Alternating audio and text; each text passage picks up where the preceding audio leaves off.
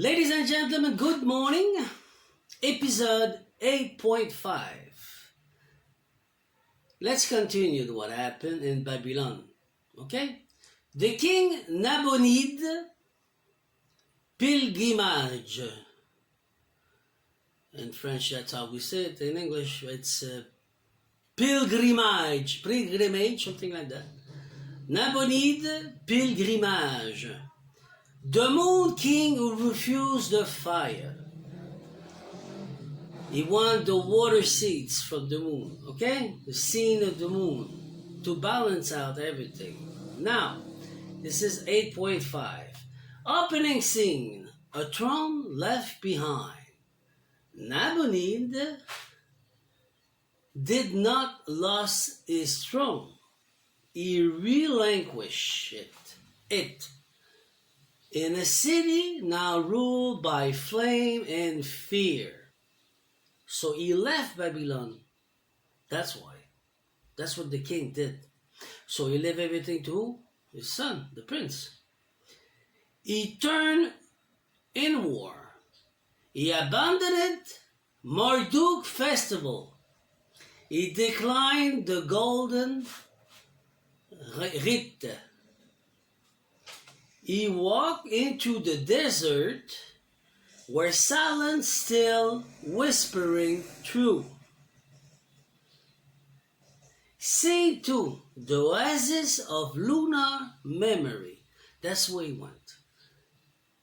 Tayma was not exile.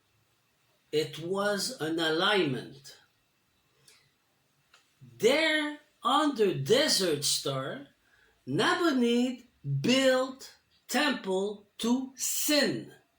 S-I, with a letter, like in French, a circumflex, a letter house roof, N, okay? You will find it.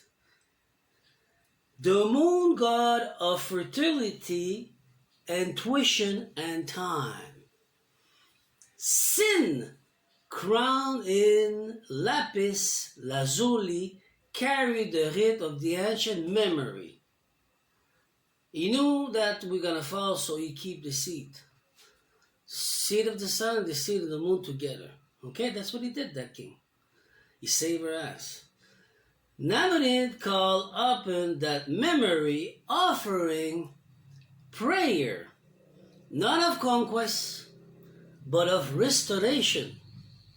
The oasis became a sanctuary for the uncorrupted divine flow. C3, the fire that consumed Babylon. Marduk, enthroned by conquest, denied all balance. He served the water. He enthroned fire alone, and Babylon, once a temple of union, burned in false light. This is the fall. You understand now? He claimed Enlil, infernal tablets, rewrote divine law, and forged an empire of domination. Up to date. And we're cleaning the mess. The Book of Destiny became the Codex of Control. The same book that I have today, because I had to fight for it. And I did it. The priesthood bow. The bread was forgotten. Scene 4. The king and the prophet will Bilhazar feast in Babylon. Nabonide gathered a lunar phase. He had not fled, he had refused. Babylon was no longer worthy of the throne he had inherited. told you I practice by reading in English. Thank you for your patience. He wait for the prophecy for the fall, for the night, to reclaim the fire. My nose! Sorry. He refused Babylon, reclaim the fire. And in silence, the moon bore witness. Closing declaration. Nabonide was not a coward. He was a prophet. Maybe he was pure heart like me. That's what I guess. Is he naive? You're naive? Fuck you. We're not stupid. We won't waste our time with you. We're gonna lock you down